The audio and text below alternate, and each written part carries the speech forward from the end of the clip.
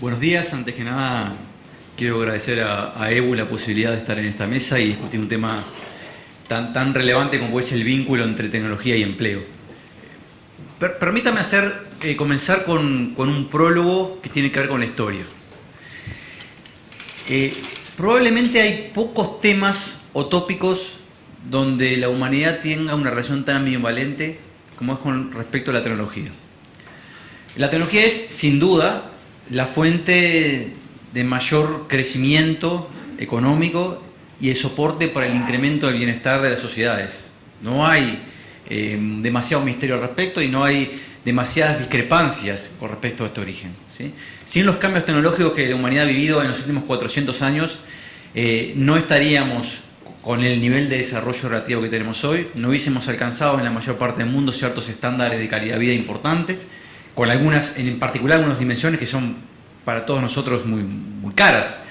La esperanza de vida ha alcanzado y está superando los 80 años en buena parte del mundo, no solamente el mundo desarrollado, y posiblemente la supere. Y eso es una novedad relativa en la historia de la humanidad. O sea, hasta hace 400 años prácticamente la esperanza de vida de los seres humanos no superaba los 40 años y hay que ir mucho para atrás para encontrar incrementos sistemáticos. Y eso tiene que ver fundamentalmente con la tecnología. O sea, la tecnología es el sostén para la mejora del bienestar. Y por lo tanto es, antes que nada, una buena noticia. En términos históricos y en términos de lo que es la evolución de la capacidad creativa del ser humano en sociedad. Y eso es tecnología y eso es incremento sistemático de la productividad. Pero a su vez, la tecnología siempre implicó o ha generado un nivel de aprehensión importante en las sociedades. Y aquí hay anécdotas que nos retrotraen a tiempos bastante pretéritos. La salida del Imperio Romano, cuando en los últimos declives, Calígula manda matar como emperador a alguien que le viene a presentar una nueva tecnología para transportar columnas para hacer los palacios, y el argumento es: va a destruir el empleo de los romanos. Economistas como John Maynard Keynes en 1930 escribe un artículo precioso donde su preocupación central tiene que ver qué vamos a hacer el día que no tengamos trabajo con nuestro tiempo libre. Las anécdotas sobre los ludistas y la destrucción de la maquinaria en medio del proceso de la revolución industrial son conocidas también por todos. O sea, el temor de que la tecnología desplace al ser humano y que por lo tanto desplace el sustento del ser humano es inherente a la propia historia de la humanidad e inherente al propio desarrollo tecnológico.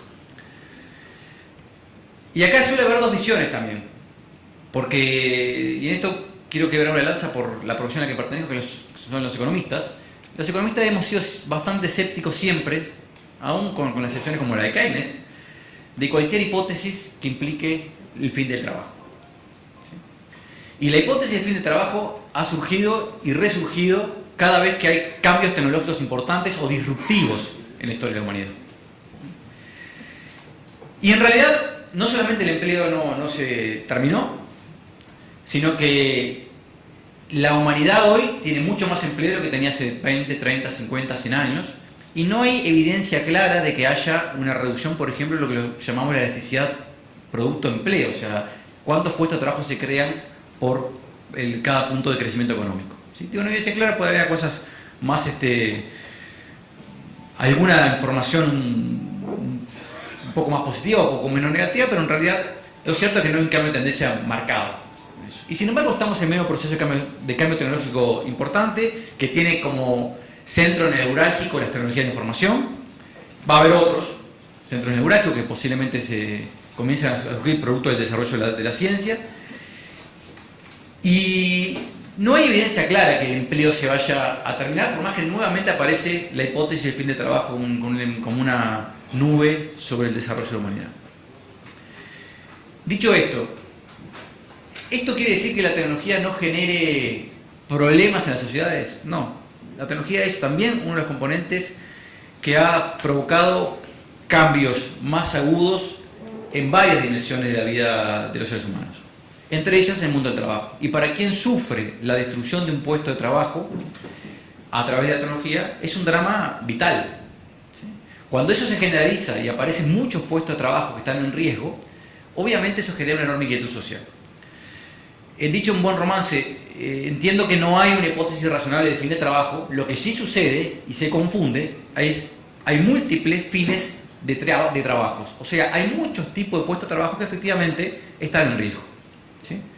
A nivel agregado, el empleo lo más probable es que no muestre una tendencia a descender en los años venideros, pero sí va a haber, y está ocurriendo, un cambio muy importante allá hace varias décadas en la composición del empleo.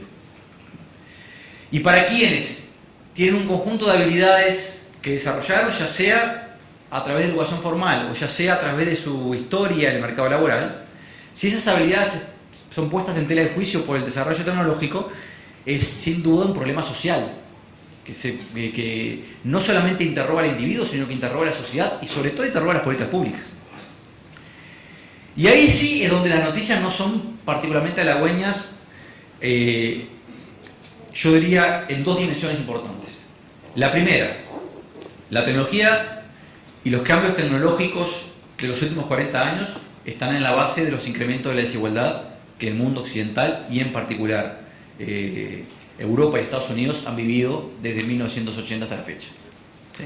Hay varias hipótesis al respecto sobre cuál puede ser el origen. Hay cosas que tienen que ver con marcos institucionales, hay hipótesis que tienen que ver con globalización, pero la literatura económica en general apunta a la tecnología como unos orígenes centrales que explican el incremento de la desigualdad. Incremento de la desigualdad que no es trivial. En Estados Unidos la productividad promedio ha crecido en forma sistemática en las últimas 3 décadas, el salario promedio de los trabajadores prácticamente está estancado, ¿sí? Lo que se llama el salario mediano, no el promedio, ¿sí? O sea, el trabajador que está en el medio de la distribución. Mientras que sucede algo distinto en la cola de arriba, efectivamente las remuneraciones de los trabajadores con más calificaciones y que ocupan puestos jerárquicos en las organizaciones ha crecido más que en el resto de la sociedad, pero también, y paradójicamente, o no tanto, en la cola de abajo de la distribución, ¿sí?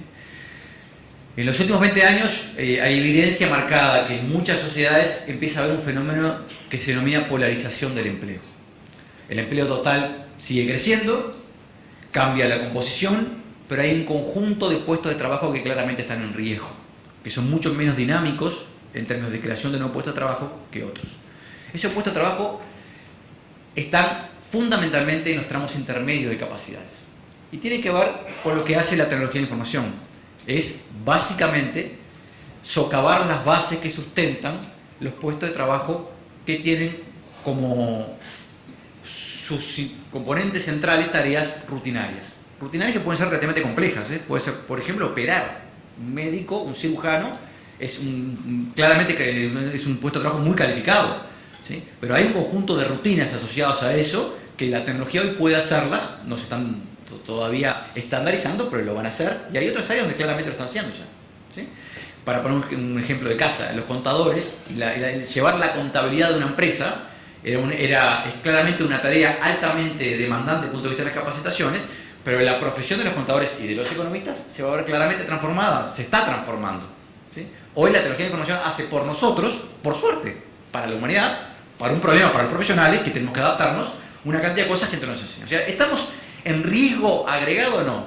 Hay un problema, hay un tópico que es empleo e innovación y tecnología, sí lo hay, y es disruptivo, y requiere políticas públicas, ¿sí? Y ese problema está en la base del incremento de la desigualdad, y está en la base de algunos procesos políticos complejos, como puede ser, ¿sí?, lo que acabamos de ver en Estados Unidos con el triunfo de Trump, ¿sí? El triunfo de Trump está muy asociado a un discurso que hace hincapié en un sector de la sociedad que efectivamente no se vio favorecido por el crecimiento económico y el desarrollo de la tecnología de los últimos 20 o 30 años, desde el punto de vista de su empleo. Y tiene asidero, o sea, ha tenido asidero y tiene como resultante, como emergente, una situación política compleja que todos ustedes conocen. Entonces, yo entiendo que la tecnología está poniendo en cuestión un conjunto de relaciones sociales, relaciones laborales, está poniendo en cuestión un conjunto de puestos de trabajo y requiere un esfuerzo adicional desde el punto de vista de las políticas públicas. Un esfuerzo adicional que tiene, a mi entender, dos dimensiones, y no quiero alargarme demasiado en esta primera intervención. Una dimensión que es facilitar los procesos de adaptación de los trabajadores. Y acá entiendo que hay una dimensión clave y que puede ser relativamente debatible, pero que entiendo que es también un foco de las políticas que debería discutirse con precisión. Las políticas públicas deben proteger al trabajador, no al puesto de trabajo. Hacer esfuerzos de las políticas públicas para sostener puestos de trabajo que son inviables en el mediano y largo plazo porque están cuestionados por la tecnología, por condiciones competitivas, es un derroche de recursos y es además atrasar un proceso de ajuste que es irreversible desde el punto de vista de la tecnología. ¿Sí?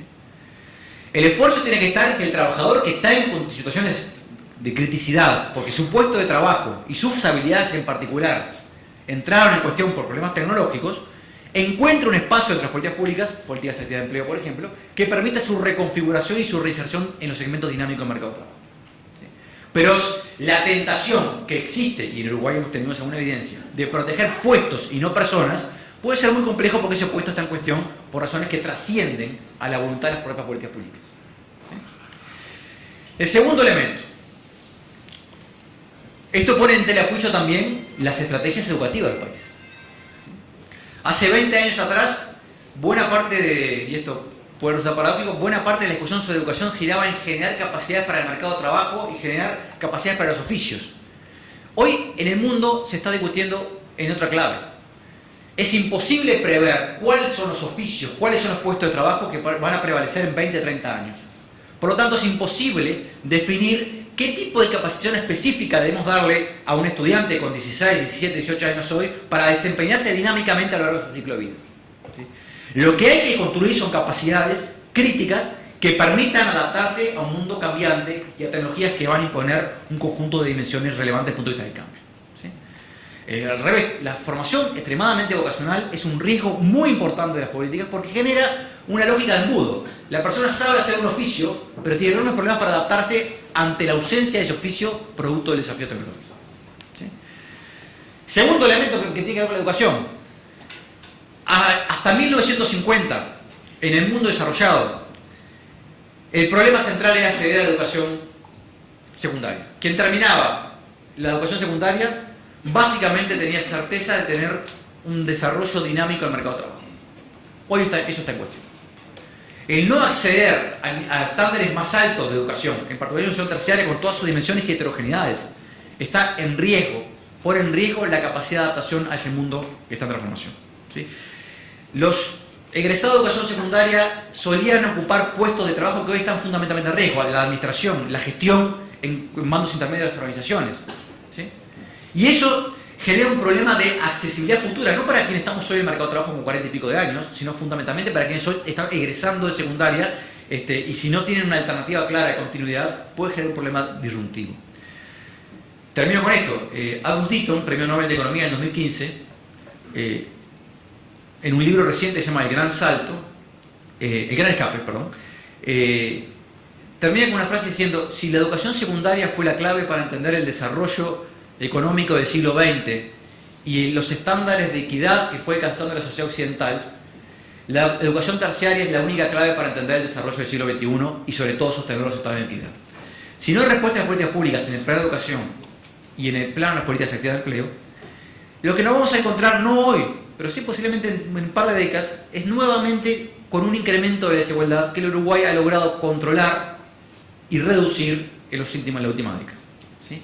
Sin políticas públicas que sacan el encuentro de los problemas que implican la adaptación a este mundo cambiante que impone la tecnología, lo que nos vamos a encontrar es con más ciudadanos en dificultades de adaptarse a cambios que van a ser sí disruptivos, que van a abrir nuevas oportunidades, pero que todos los ciudadanos tenemos que tener las herramientas para poder aprovechar esas oportunidades. Gracias.